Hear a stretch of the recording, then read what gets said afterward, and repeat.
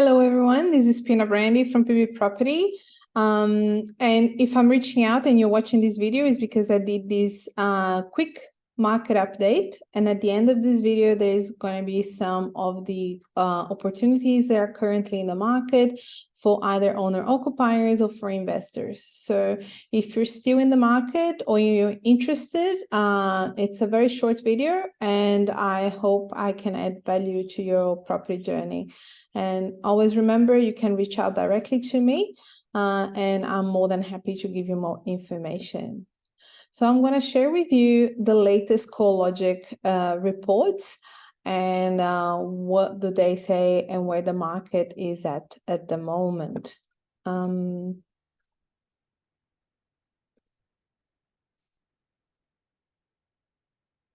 Cool. So we are sitting at 10.1 trillion worth in real estate so far. And for a little brief moment early this year, we went down slightly to 9.9, and then the market went up again. So once again, the property market is extremely strong in Australia. The most important data that you should have a look in this slide is actually the outstanding mortgage that Australians have on this value. So we are looking at a 22% loan to value ratio. So that's very low and very healthy.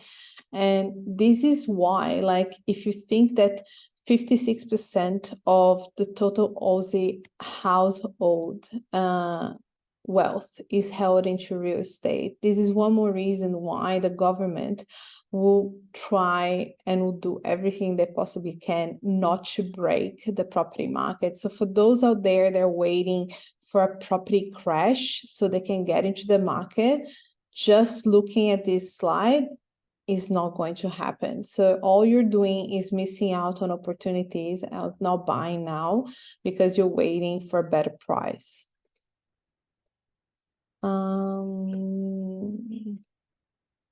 Okay, so this one shows overall Australia, what happened in September. So September, again, we are always they close the numbers at the last of the month. Now we're in October, so we only have data until September. And as you can see, we picked up, the whole market picked up again. Overall, Australia is up by 2.2, and once again, prices are going up. We don't see a trend of going the other way. Some of the regional areas are lost a little bit of their value. Again, a lot of people that moved during COVID to regional areas, now they have to come back to the cities to be able to find work or resume work. And this is what's causing those markets to be a little bit soft.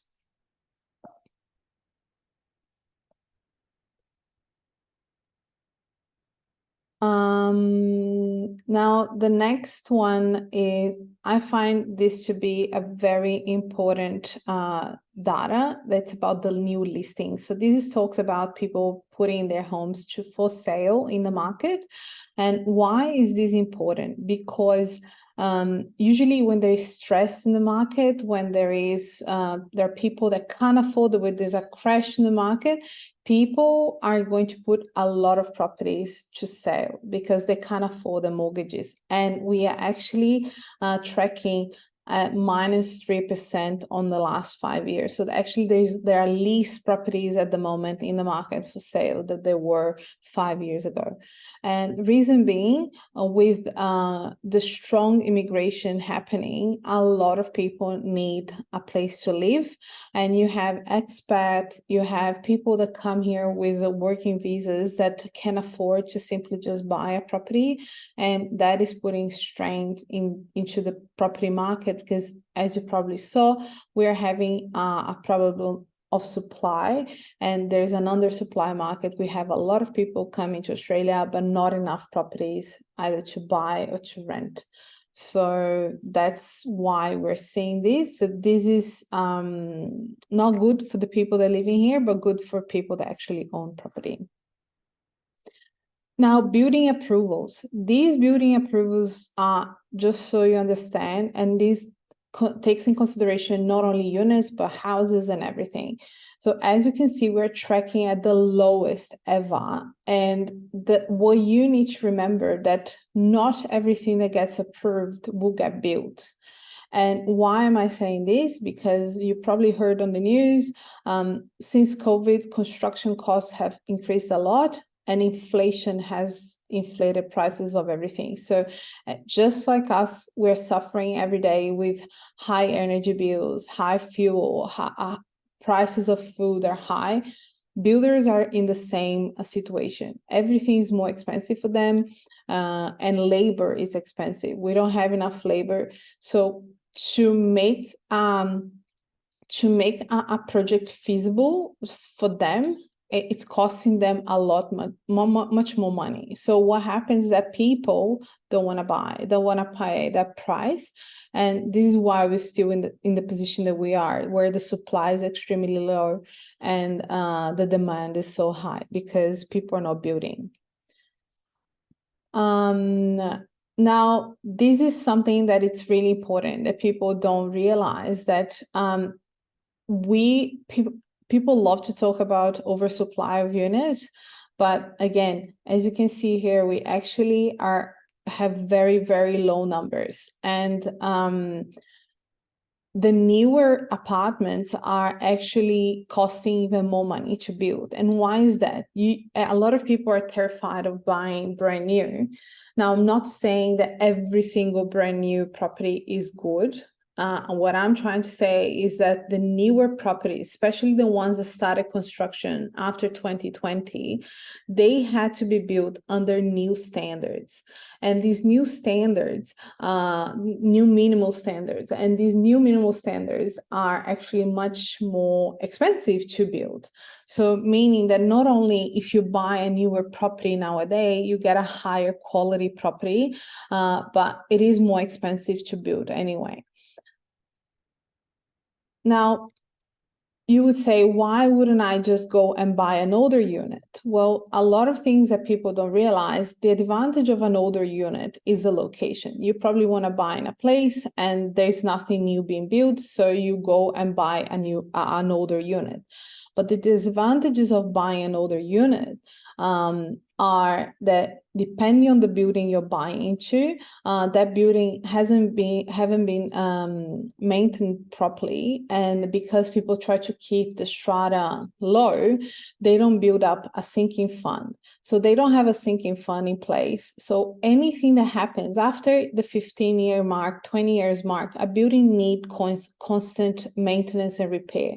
Unfortunately, people that live in these buildings, they don't see the value on doing this. They don't understand that it's better to spend money every year fixing something than just waiting until something major happens. Because when something major happens, then it needs to be done in urgency. And when things need to be done in urgency, they cost more to be done. And if you haven't planned and you haven't increased your strata so you can have a little bit of a savings, a sinking fund there to be used, then what happens?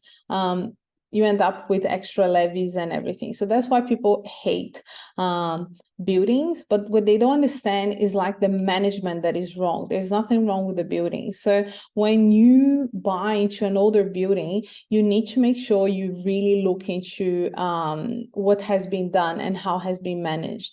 Another thing that newer buildings have that old buildings don't have, the new buildings are more efficient. So they think of new things. Let me show you. So the newer buildings, for example, they're designed in a way where they use less energy, where they're efficient, where they are cooler in summer and warmer in winter. They have solar panels on the rooftop, so that means that helps with the energy bill, with the everything that related to common area. So all these things they're being done in the newer builds that can't be done anymore in the older builds. So this is why it's important. And when you buy into a new building, spend a little bit more, but get something that is the top quality, because different from a house, when a house gets so old that you just knock it off and build a new one. You can't do the same with apartments. This is why you can't just be too cheap trying to find a deal or a cheap apartment. You need to find something that has good quality. If you are after quality, then you won't encounter problems in the future, because the developer and the builder that are doing that, they're spending the money that needs to be spent in order to deliver you quality. So think on that when you're buying a unit. You can't buy units the same way you buy houses. Now, these are some of the opportunities that we have all over Sydney. Now, PB Property has access to properties and deals all over Australia, not only Sydney. These are just some that we have. So a lot of these people have actually took advantage and bought to live. And we managed to get them $10,000 rebates, $20,000 rebates. Some people needed furniture packs of fully furnished apartments because they were just arriving and they needed furniture. So it depends what you need and where you need it. So we have all sorts of properties for you. And if we can't find you anything in the brand new market, we can always use one of our buyer's agents and find you something on the secondhand market. So don't feel afraid to reach out to us if you need something special. We do help not only owner-occupiers, but investors too. Now, I would like to share some of the super different and actually very good value that some of our owner-occupiers purchased. And I know that a lot of people think the units are small, but actually there's some developers out there that finally are listening to what the people want. So this one is one in Knoll West. So Knoll West, it's probably one of the fanciest areas in the hills. And this whole 2-bedroom apartment has 140 square meters. So this is type of sizing that you only see in older builds. Same developer, this is a 3-bedroom plus study. Again, if you have a look at the floor plan, it's beautiful. It's almost like a house. So they really have the house feeling to the unit. Another thing that we notice is that 4-bedroom units are starting to show up, but they only show up 1 or 2 in a building. So this is a Waitara building. It's a very boutique building. I think from the top of my head, there were only 22 units available in this building. So it's basically all owner-occupier. They're going to move and live in there. Waitara is a very nice area, top schools, and there's still some availabilities in this building. So if you're interested, either as an investor or as an owner-occupier, definitely check it out. Now, we do have options, as I said, all over Australia. I'm just going to brush off Melbourne and Brisbane. So in Melbourne, we have not only apartments availability, completed and off the plan, terrace homes, townhouses. We even have options for people buying in self-managed super fund. They would like to buy a single contract property and they don't want to buy a unit. We do have single contract houses started at 609,000. So if you're looking to buy into your self-managed super fund, that could be an option if you want to put a house in there. In Brisbane, again, there are properties all over Brisbane, depending on what your budget is, how big the block you want, or if you want a luxury apartment or whatever you want, or something simple, we have something for anyone. Brisbane is currently returning the higher rentals in Australia, and a lot of people moving there. And yeah, we have all sorts of options for you.